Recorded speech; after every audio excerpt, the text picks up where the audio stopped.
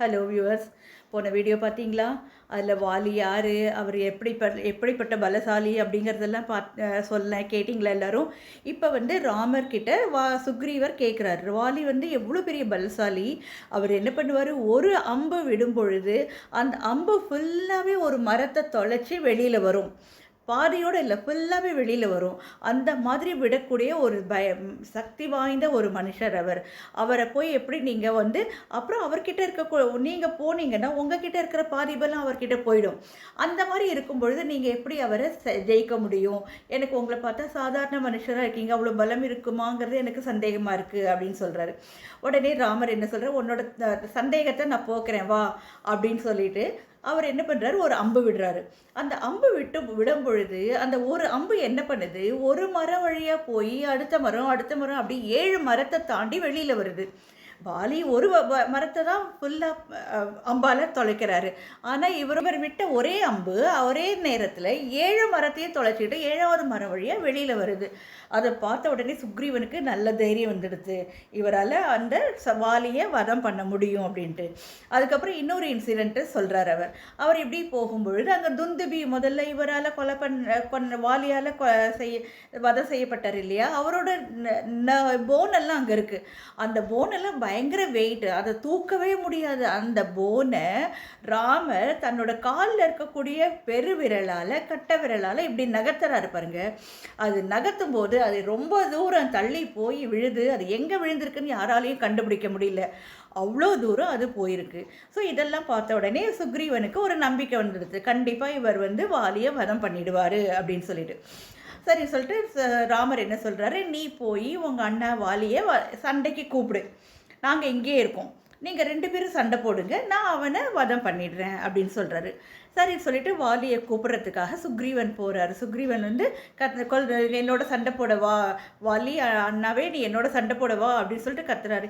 இவன் ஏன் இப்படி வந்து சொல்கிறான், இவனுக்கு அவ்வளோ பலம் கிடையாது, எதுக்காக நம்மக்கிட்ட வந்து சண்டைக்கு வான்னு கூப்பிட்றான், சரி போய் தான் பார்க்கலாம் அப்படின்னு சொல்லிட்டு அவர் வராரு.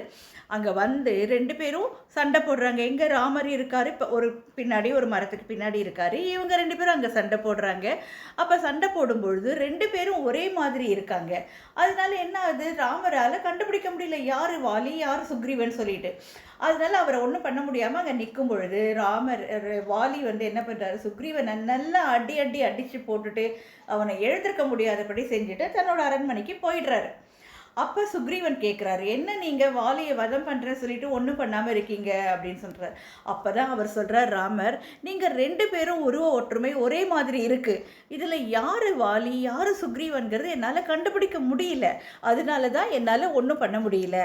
இப்போ என்ன பண்ணுறேன், நான் ஒரு மாலை தரேன், அந்த மாலையை நீ கழுத்தில் போட்டுக்கோ, அப்போ என்னாகும், நீ கழுத்தில் போட்டால் நீ தான் சுக்ரீவன், மாலை இல்லாதவன் தான் வாலிங்கிறது எனக்கு தெரியும், அப்போ என்னால் ஈஸியாக வதம் பண்ண முடியும் அப்படின்னு சொல்கிறார். சரி சொல்லிட்டு அந்த மாலையை போட்டு அனுப்புகிறார். திருப்பியும் நீ போய் சுக்ரீவன் கிட்ட சொல்கிறாரு, வாலியை கூட்டின்னு வா சண்டைக்கு அப்படின்ட்டு. சரின்ட்டு வாலியை கூப்பிட போகிறாரு. வாலி கிட்ட சொல்கிறாரு, வாங்க நம்ம திரும்பவும் சண்டை போடலாம் அப்படின்ட்டு. அப்போ தாரா சொல்கிறா, இல்லை தாரா யார், வாலியோட மனைவி. அவள் சொல்கிறா, இப்போ வந்து இவ்வளோ அடி வாங்கியும் சுக்ரீவன் வந்து உங்களை கூப்பிட்றாருன்னாக்க அவருக்கு ஹெல்ப் பண்ணுறதுக்கு அந்த கடவுளாகிய விஷ்ணு ஸ்ரீ ராமச்சந்திர மூர்த்தியாக இங்கே வந்து இருக்கார். கடவுளோட பலம் அவருக்கு சுக்ரீவனுக்கு இருக்குது, அதனால நீங்கள் போகாதீங்க, உங்களுக்கு ஏதாவது ஒரு பெரிய ஆபத்து வரும் அப்படின்னு சொல்லிட்டு அவள் தடுக்கிறான்.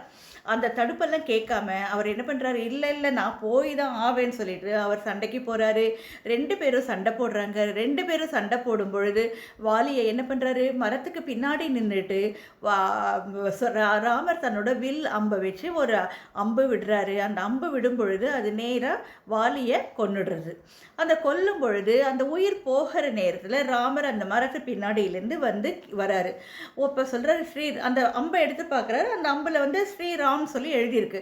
ஸ்ரீராம் அப்படின்னு சொல்லும்போது அங்கே ராமர் வராரு. இது என்ன, நீங்கள் இவ்வளோ பெரிய கடவுளாக இருக்கீங்க, நீங்கள் கடவுள் அவதாரமாக இருக்கீங்க, நீங்கள் பின்னாடி நின்று மரத்து பின்னாடி நின்று வதம் பண்ணியிருக்கீங்களே, இது நியாயமா அப்படின்னு சொல்லிட்டு கேட்குறாரு. அப்போ தான் அவர் ராமர் சொல்கிறார், இவருக்கு நிறைய அறிவுரைகள்லாம் சொல்கிறார், நீ நிறைய தப்புகள்லாம் பண்ணியிருக்க, நீ அந்த தப்பெல்லாம் உனக்கு தெரிய வேண்டாமா, பிறரோட மனைவியை நீ அவன்கிட்ட கொடுக்காம நீ உன்னோட வீட்டில் வச்சுட்டுருக்க, அவன் அடித்து துரத்திருக்க, இந்த மாதிரி நிறைய முனிவர்கள் எல்லாம் நீ பாடுபடுத்தியிருக்க, நீ பண்ண தப்புகள்லாம் உனக்கு தெரியணுங்கிறதுக்காக தான் நான் பின்னாடி நின்று மறைஞ்சி கொன்னுருக்கேன் நான் உன்னை, அதனால தான் பண்ணேன், வேறு ஒன்றும் இல்லை, அப்படி உனக்கு என்ன வரம் வேணுமோ கேளு, நான் என்ன தப்பு பண்ணாலும் எனக்கு சொர்க்கத்துக்கு அனுப்பிடுங்க அப்படிங்கிறாரு. சரி நீ சொன்ன மாதிரியே நான் உன்னை அங்கே அனுப்புகிறேன் அப்படின்றாரு. உடனே சுக்ரீவன் கிட்ட சொல்கிறாரு, நீ ராஜாவாயிடு, என்னோட பையன் அவனை அங்கே தானே யுவராஜா ஆக்கிடு, உன்னோட மனைவி தாராவையும் நீ பார்த்துக்கோ அப்படின்னு சொல்லிட்டு தன்னோட உயிரை விட்டுடுறாரு. உடனே இவர் என்ன பண்ணுறாரு, சுக்ரீவனை அழைச்சிட்டு ராமர் அங்கே போகிறாரு. ஆனால் ராமர் வந்து கிஷ்கிந்தாக்கு போகல, லக்ஷ்மணன் மூலமாக அங்கே போய் அவருக்கு ராஜாபிஷேகம் பண்ணுறாரு. ஏன்னாக்க ராமர் வந்து 14 வருஷம் எந்த நாட்டுக்கும் போக மாட்டேன், காட்டில் தான் இருப்பேன்னு சொல்லிட்டு சத்தியம் பண்ணிட்டு வந்திருக்காரு இல்லையா, அதனால அவர் நாட்டுக்கு போகாமல் அங்கேயே இருக்கார். லக்ஷ்மணன் மட்டும் உள்ளே போய் லக்ஷ்மணனால் சுக்ரீவனுக்கு பட்டாபிஷேகம் செய்கிறாங்க, ராஜாவாயிடுறாரு, கிஷ்கிந்தாவோட ராஜாவாயிடுறாரு. அங்கதனை வந்து யுவராஜா மாற்றிடுறாங்க. அதில் மினிஸ்டராக யார் இருக்காங்க, ஹனுமார் எல்லாருமே இருக்காங்க, ஜாம்பவான் எல்லாருமே அந்த இடத்துல இருக்காங்க.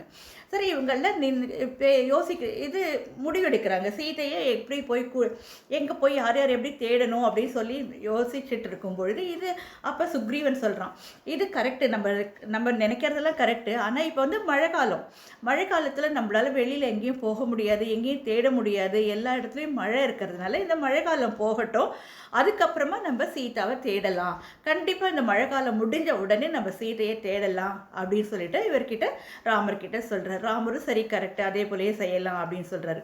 சரி இதுக்கப்புறம் எப்படி யார் மழைக்காலம் முடிய போகுது, அதுக்கப்புறம் யார் எங்கெங்கே போய் சீதாவை தேடுறாங்க, யார் முதல்ல சீதாவை கண்டுபிடிக்கிறாங்கன்றத அதுக்கப்புறமா அடுத்த எபிசோடில் பார்க்கலாம். ஓகேவா? எல்லோரும் பாருங்கள், கதை கேளுங்க, சப்ஸ்கிரைப் பண்ணுங்கள், லைக் பண்ணுங்கள், ஃப்ரெண்ட்ஸ் கிட்டலாம் சொல்லுங்கள். Okay, thank you.